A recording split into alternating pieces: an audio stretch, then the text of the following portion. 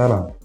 በዛሬው ቪዲዮ ብዙ ሰዎች በተሳሳተ መንገድ ስለሚረዱት፣ ጥቂቶች ብቻ እውነታውን ስለሚያውቁ አንድ ዘመናዊ የሕክምና ዘርፍ እነግራችኋለሁ። እሱም አነስቴዥያ ነው።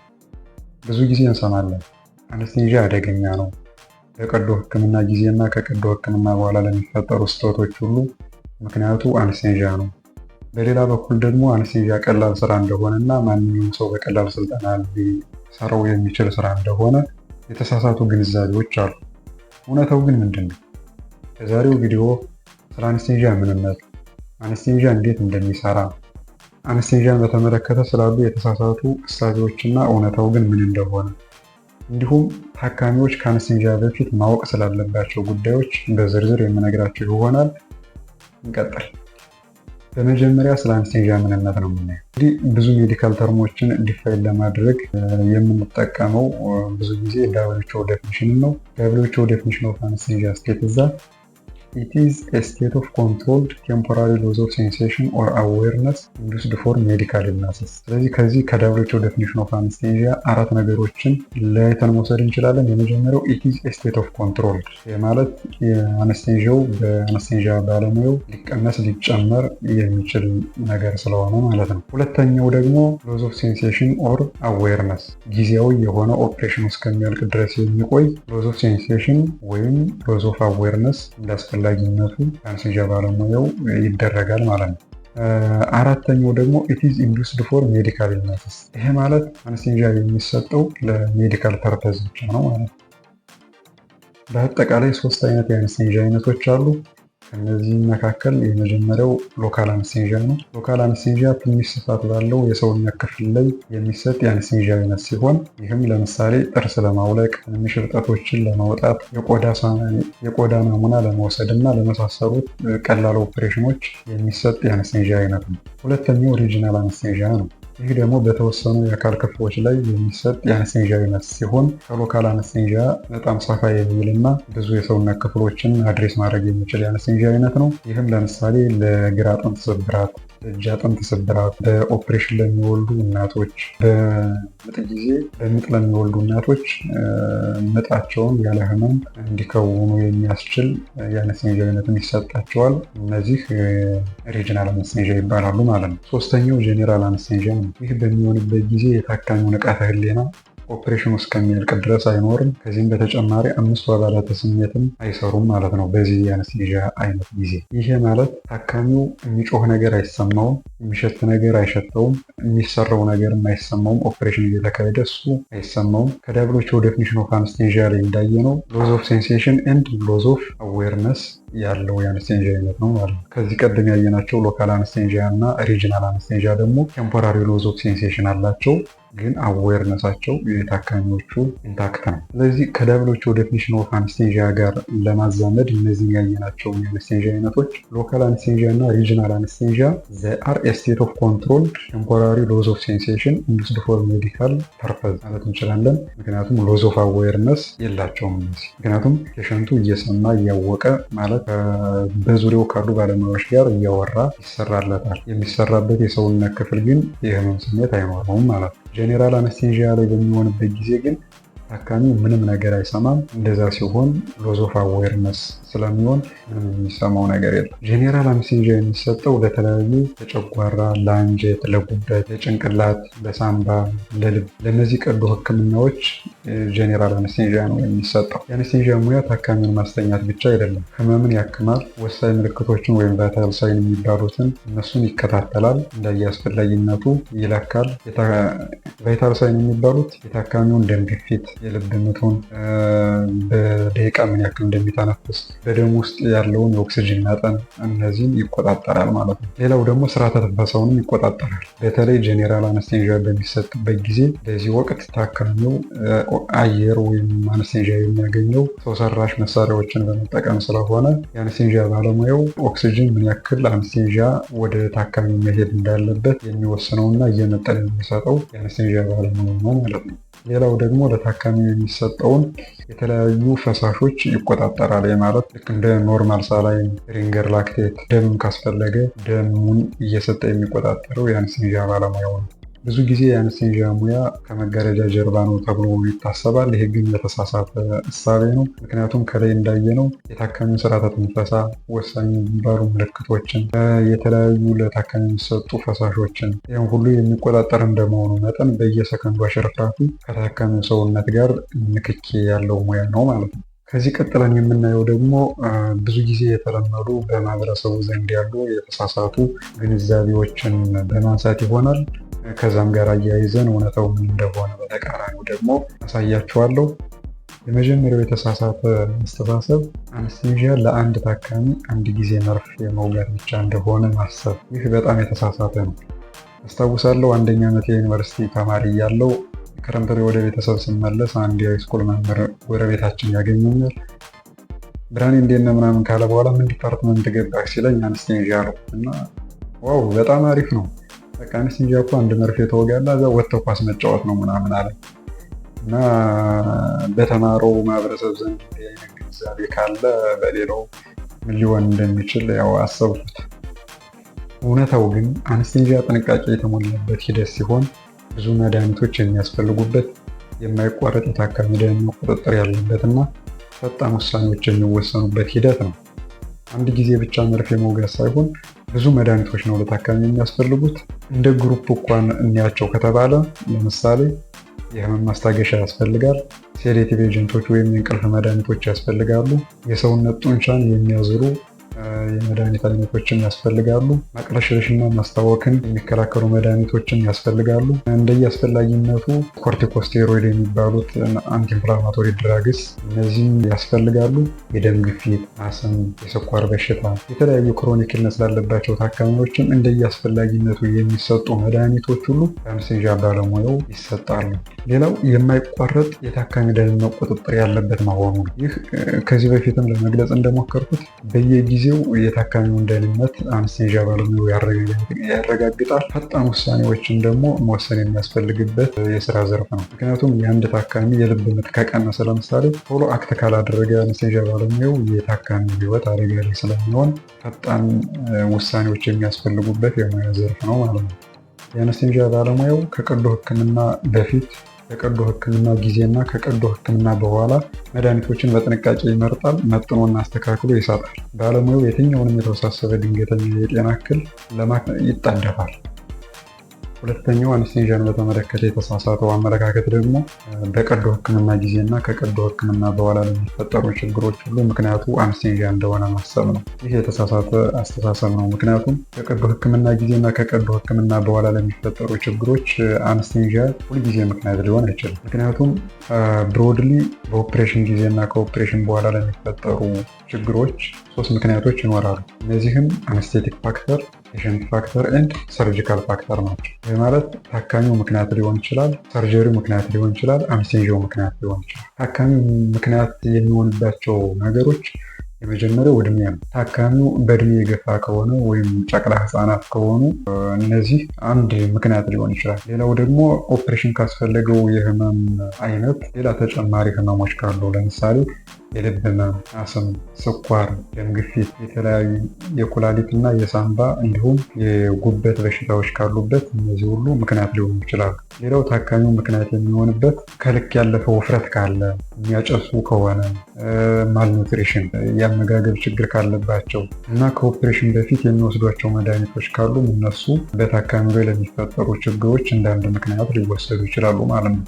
ሁለተኛው አነስቴቲክ ፋክተር ወይም በአነስቴዥያ ምክንያት ሊሆን የሚችልበትን ስናይ ዲፊካልት ኤርዌይ ኦር ዲፊካልት ኢንቱቤሽን ማለት በታካሚው በተለይ ጄኔራል አነስቴዥያ ሲሰጥ የተለያዩ ሰው ሰራሽ መሳሪያዎች ታግዘን ኦክሲጅን እንሰጣለን። ይህን ኦክሲጅን ለመስጠት ደግሞ የታካሚው የአየር መተላለፊያ ቱቦዎች እሱን ለማድረግ የተመቹ መሆን አለባቸው እና አንዳንዴ ከዚህ በተቃራኒ የሆነ ኦክሲጅን ለመስጠት የሚያስቸግር ሁኔታ ሊያጋጥም ይችላል እና ይሄ እንዳንድ ምክንያት ሊሆን ይችላል። ሌላው አስፓይሬሽን ኦፍ ጋስትሪክ ኮንታንተስ የምንለው ነው። እሱ ደግሞ ታካሚው ኦፕሬሽን ከመግባቱ በፊት የተለያዩ ምግቦች የተለያየ የሰዓት ርዝማኔ ያለው ጾም እንዲጾም ይደረጋል። ይህን በአግባቡ ካልፈጸመና ጨጓራው ላይ የምግብ ቅሬት ካለ አነስቴንዣ እንደወሰደ የማቅለሽለሽና ማስታወክ ስሜት ሊኖር ይችላል። ይህ ከሆነ ደግሞ ይህ የሚያስታውቀው ነገር ወደ ሳምባው ሊገባ ይችላል ማለት ነው። ይሄ ደግሞ ኢንዳፕን ካታስትሮፊክ ኢቨንትስ። ሌላው ድራግ ኦቨርዶዝ ነው። ከሚገባው በላይ መድኃኒት ከተሰጠ እሱም አንድ ፋክተር ሊሆን ይችላል። ሌላው ሰርጂካል ፋክተር ነው። ሰርጀሪ እንደ ምክንያት ሊወሰድበት የሚችለው ደግሞ ኦፕሬሽኑ የሚካሄድበት የሰውነት ክፍል እንዲሁም ደግሞ ኦፕሬሽኑ የሚወስደው የጊዜ ርዝማኔ፣ እነዚህ ሁሉ ታካሚው ለሚደርስበት ችግር እንደ ምክንያት ሊሆኑ ይችላሉ። ኦፕሬሽኑ የሚወስደው ጊዜ በረዘመ ቁጥር ታካሚው ቶሎ ያለመንቃት እና ፖስት ኦፕሬቲቭ ኮምፕሊኬሽን የምንለው ነገር ሀፕን የማድረግ እድሉ እየሰፋ ነው የሚሄደው። ሌላው ኦፕሬሽኑ የሚካሄድበት የሰውነት ክፍል ማለት ጭንቅላት ላይ የሚደረገው ኦፕሬሽን እና እግር ላይ የሚደረገው ተመሳሳይ አወተካም አይኖርም። ብዙ ደም መፍሰስ ሊያጋጥም ይችላል። ኦፕሬሽኑ ከሚሰራበት የሰውነት ክፍል አካባቢ ያሉ ሌሎች የሰውነት ክፍሎች ከተጎዱ ይህም የተለያዩ ችግሮችን ያመጣል። ሌላው ደግሞ የኦፕሬሽኑ አይነት ነው። ድንገተኛ ነው ወይስ በቀጠሮ የሚሰራ የሚለውም አንድ ፋክተር ይሆናል። ምክንያቱም በቀጠሮ የሚሰራ ኦፕሬሽን ብዙ ነገር ዝግጅት ተደርጎበት ታካሚው ከዚህ በፊት ያሉበት በሽታዎች ካሉ እነሱ ኦፕቲማይዝ ተደርገው ስለሚገባ የተለየ ጥንቃቄ ይደረጋል። ኦፕሬሽኑ ድንገተኛ ከሆነ ግን ብዙ ነገሮች ሳይስተካከሉ ወደ ኦፕሬሽን ክፍል ስለሚገባ ታካሚ ይህ ለተለያዩ ችግሮች አጋላጭ ሊሆን ይችላል። ሶስተኛው የተሳሳተ ግንዛቤ ደግሞ አነስቴንዣ ቀላል እንደሆነና ማንም ሰው በቀላል ልምድ መስጠት የሚችል እንደሆነ የማሰብ አዝማሚያ ነው። ግን እዚህ ጋር በአንድ ጥያቄ ማለፉ ትልቅ መልስ ይሆናል። ማን ነው ወደ ኦፕሬሽን የሚገባ ሆኖ አነስቴንዣውን ብዙ ልምድ በሌለው ስርዓተ ትንፈሳውን፣ የደም ዝውውሩን፣ የተለያዩ ብዙ መድኃኒቶች መስጠት የሚያስፈልገውን የአነስቴንዣ አይነት፣ ኩላሊቱን፣ ሳምባውን፣ ልቡን እና አእምሮውን በአንድ ጊዜ የሚቆጣጠርለት ፈቅዶ እና አምኖ ሰውነቱን የሚሰጥ ማለት ነው። ስለዚህ አነስቴንዣ እንደሚታሰበው ቀላል ሳይሆን ብዙ ውስብስብ ስራዎችን የሚሰራ እና ብዙ ልምድ፣ ብዙ ትምህርት የሚያስፈልገው የሙያ ዘርፍ ነው። ሶስተኛው የተሳሳተ ግንዛቤ ደግሞ አነስቴንዣ ለከባድ ቀዶ ሕክምናዎች ብቻ የሚሰጥ እንደሆነ አድርጎ ማሰብ ነው። ይህም የተሳሳተ ነው። ምክንያቱም አነስቴንዣ ከከባድ ቀዶ ሕክምናዎች በተጨማሪ ሙያው የሚያስፈልግበት የሕክምና ዘርፎችም አሉ። ለምሳሌ ራዲዮሎጂ በሚሰራበት ጊዜ ታካሚዎች ኤምአርአይ ሲነሱ እስከ 45 ደቂቃ ሊወስድ ይችላል እና ህፃናት ከሆኑ ኤምአርአይ የሚነሱት፣ ሽማግሌዎች ከሆኑ እንዲሁም ደግሞ የጭንቅላት ጉዳት ያለባቸውና የሚሏቸውን ነገሮች በአግባቡ መፈጸም የማይችሉ ከሆነ የአነስቴንዣ ባለሙያ ያስፈልጋል ማለት ነው። ከዚህም በተጨማሪ ለተለያዩ ቀላል የቀዶ ሕክምናዎችን አነስቴንዣ ያስፈልጋል። ለምሳሌ ጥርስ ለማውለቅ፣ እናቶችን በምጥ ለማዋለድ፣ ለግርዛት፣ አይን ላይ ለሚካሄዱ ቀዶ ሕክምናዎች ሁሉ የአነስቴንዣ ኢንቮልቭመንት ያስፈልጋል ማለት ነው። ሌላው ደግሞ በጽኑ ህሙማን ክፍል ላይም አነስቴንዣ ያስፈልጋል። አነስቴንዣ የሚያስፈልግበት ምክንያት ለምሳሌ ስርዓተ ትንፈሳውን ለመቆጣጠር ሊሆን ይችላል። ታካሚው በራሱ አቅም መተንፈስ የማይችል ከሆነ በተለያዩ ሰው ሰራሽ መሳሪያዎች ታግዞ መተንፈስ አለበት። ይህ የሚደረገው ደግሞ በአነስቴንዣ ባለሙያ ነው። ሁለተኛው ደግሞ እዚሁ ክፍል ውስጥ ህመምን ለማስታገስ የአነስቴንዣ ባለሙያ ሊያስፈልግ ይችላል። ቀደም ካየናቸው የአነስቴንዣ አይነቶች መካከል ሪጅናል አነስቴንዣ መስጠት ሊያስፈልግ ይችላል ለታካሚ። በዚህ ጊዜ የአነስቴንዣ ኢንቮልቭመንት ወሳኝ ነው ማለት ነው። ቀዶ ሕክምናው ቀላል ቢሆን እንኳን ህመም ይሰማል። ስለዚህ የህመም እንዳይሰማ አነስቴንዣ የግድ ያስፈልጋል ማለት ነው። ከዚህ በተጨማሪ ድንገተኛ ክፍል ላይም አነስቴንዣ ባለሙያ ያስፈልጋል። ምክንያቱም ድንገተኛ ክፍል ላይ የታካሚው ስርዓተ ትንፈሳና የልብ ምቱ አስጊ ሁኔታ ላይ ካለ የአነስቴንዣ ባለሙያ ይህን ለማከም ሊጠራ ይችላል። ሌላው የአነስቴንዣ ሙያ በተለያዩ ነፍስ አድን ስራዎች ላይም ያስፈልጋል። ለምሳሌ በርን ሴንተር፣ ትራውማ ሴንተር፣ እነዚህ ሁሉ የአነስቴንዣ ሙያ ያስፈልጋል ማለት ነው። ምክንያቱም አነስቴንዣ ህመምን ለማስታገስ ብቻ ሳይሆን የተለያዩ የልብና የሳምባ ችግሮች ላለባቸው ታካሚዎችን ስርዓተ ትንፈሳቸውን ለማስተካከል ሚናው ወሳኝ ስለሆነ በእኛ ማህበረሰብ ውስጥ እንግዲህ ብዙ ነገሮችን እንሰማለን። ለምሳሌ አነስቴንዣው ታካሚ ላይ ችግር አደረሰ፣ ማደንዘዣው በስቶበት ነው፣ ከአነስቴንዣው በጊዜው አላነቁትም እና የመሳሰሉት ነገሮችን መስማት የተለመደ ነገር ነው። ነገር ግን እውነታው አነስቴንዣው ኦፕሬሽን በሚሰራበት ጊዜ ከታካሚው ጋር ያለው ታካሚውን ለመንከባከብ እስከሆነ ድረስ ስራውን የሚረሳ አይደለም። ይህን ስራ ለማከናወንም ብዙ ጋይድላይኖችን ወይም የአሰራር ሂደቶችን ተከትሎ የሚሰራ ነው። ከቀዶ ሕክምና ሐኪሙና ከነርሶች ጋርም በቲም እየተመካከረ ይሰራል። ስለዚህ ታካሚው ኦፕሬሽኑ በሚሰራበት ጊዜና ከኦፕሬሽን በኋላ ሁሉ የተሻለ የጤንነት ደረጃ ላይ እንዲሆን የተቻለውን ሁሉ ጥረት ያደርጋል ማለት ነው። ሌላው ታካሚዎች ወይም አስታማሚዎች ማወቅ ያለባቸው ነገሮች ነው ከዚህ ቀጥለን የምናይ። የመጀመሪያው ታካሚዎች ወይም የሚታከሙት ወይም ቀዶ ሕክምና የሚደረግላቸው ህፃናት ከሆኑ፣ ሽማግሌዎች ከሆኑ እና ራሳቸውን የማያውቁ ታካሚዎች ከሆኑ ደግሞ አስታማሚዎቻቸው ስለ አንስቴዥያው ቅድመ መጠየቅ አለባቸው። አሁን ብዙ ጊዜ ታካሚውን ወደ ኦፕሬሽን ክፍል ይዘን ከመግባታችን በፊት ስለ አንስቴዥያው አንዳንድ ነገሮችን ለታካሚዎች ወይም ለቤተሰቡ እንነግራቸዋለን። እሱን መናገር ስንጀምር ግን እነሱ አይ እናንተ ናችሁ የምታውቁ እንግዲህ እንደምታደርጉ አድርጉ ምናምን አይነት ነገር ነው የሚለው። ግን እንደዚህ መሆን የለበት። ታካሚው በራሱ ሰውነት ላይ ከራሱ በላይ ሊያዝበት የሚችል ኃይል የለም። ስለዚህ ስለ አንስቴዥያው ምንነት፣ አንስቴዥያው ስለሚያመጣቸው ጥቅሞች እና አንስቴዥያውን ተከትሎ ሊመጡ የሚችሉ ጉዳቶችም ካሉ እነሱን ከአንስቴዥያው ባለሙያ ጋር መመካከር ያስፈልጋል ማለት ነው። ያልገባውን ነገር ሁሉ መጠየቅ አለበት። አሁን ብዙ ጊዜ ታካሚዎች ወደ ኦፕሬሽን ክፍል ሲገቡ በአእምሯቸው የሚመላለስ ብዙ ጭንቀት አለ። ግን እሱን ጭንቀት ለእኛ ያካፍሉልን።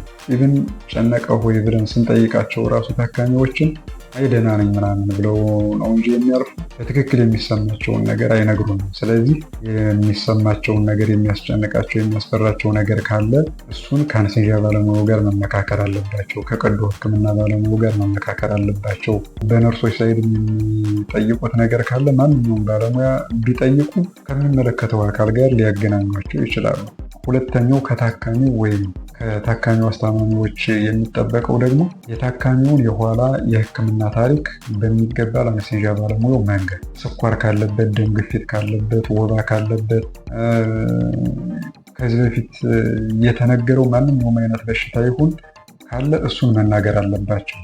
ብዙ ጊዜ አሁን የተወሰነ ስለ አንዳንድ ነገሮች አዌርነሱ ያላቸው ሰዎች ይደብቃሉ በሽታቸውን። ለምሳሌ ሳል ከነበረባቸው የቀጠሮ ኦፕሬሽን ከሆነ የሚደረገው ሳል አለብኝ ብለህ ከተናገርክ ኦፕሬሽኑ ይሰረዝብሃል የሚባል ነገር ስለሚሰሙ ሳል እያለባቸው ሳል የለብኝም ይላሉ። ይሄ ግን በራስ ላይ ሌላ አደጋ እንደመጋበዝ ነው። ምክንያቱም ድንገተኛ የሆነ የጡንቻ መኮማተር ሊያጋጥም ይችላል። ሁሉም ነገር የአካላዊ ዳሰሳ ምርመራ እንዲሁም ደግሞ የላቦራቶሪ እና የተለያዩ የኢሜጂንግ ምርመራዎች የሚካሄዱት መጀመሪያው ታካሚው ከሚሰጠን የኋላ ታሪክ ተነስተን ነው ማለት ነው። ስለዚህ ታካሚው የተሟላ መረጃ ካልሰጠን ሁሉም ነገር በደንብ ለማወቅ እንቸገራለን እና ታካሚዎች ወይም አስታማሚዎች ስለ ታካሚው የኋላ የሕክምና ታሪክ በደንብ መናገር አለባቸው።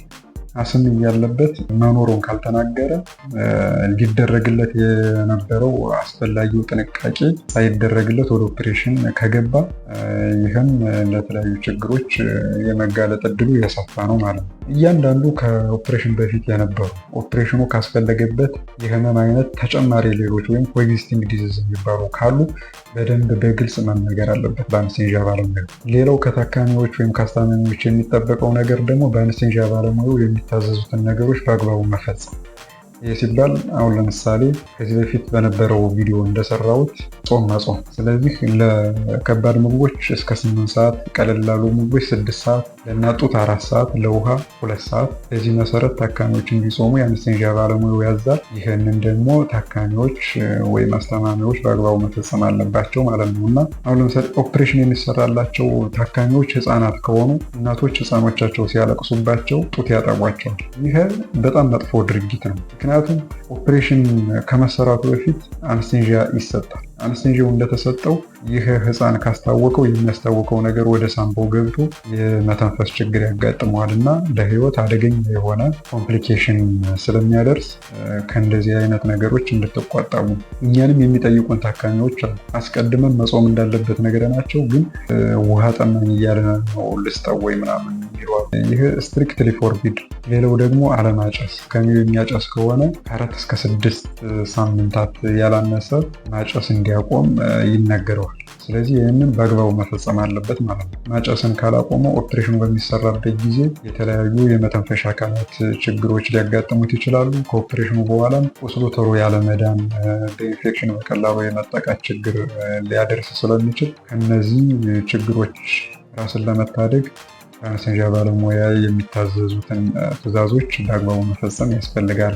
ሌላው ከታካሚዎች ወይም ከአስታማሚዎች የሚጠበቀው ነገር በቀዶ ሕክምናው ቡድን ውስጥ የአነስተኛ ባለሙያውን ሚና ማመን ያስፈልጋል። ምክንያቱም ሁሉም ነገር የሚጀምረው ከእምነት። ስለዚህ መጀመሪያ ታካሚዎች ወደ ሆስፒታል ሲመጡ ራሱ እድናለሁ ብለው አምነው፣ ስለዚህ ለህክምናውም እድናለሁ ብለው አምነው እስከመጡ ድረስ በአነስቴንዣውም ሴፍ የሆነ አነስቴንዣ አድሚኒስትር እንደሚደረግላቸው ማመን አለባቸው ማለት ነው። ይህ ጀስት እኛን እንዲያምኑን ብቻ ሳይሆን ለራሳቸውም ስለሚጠቅማቸው እንደዚህ ብለው ካመኑ፣ ራሳቸውን ውስጣቸውን ካሳመኑ ካላስፈላጊ ጭንቀትና ያለመረጋጋት ስሜት ራሳቸውን ነፃ ያደርጋሉ።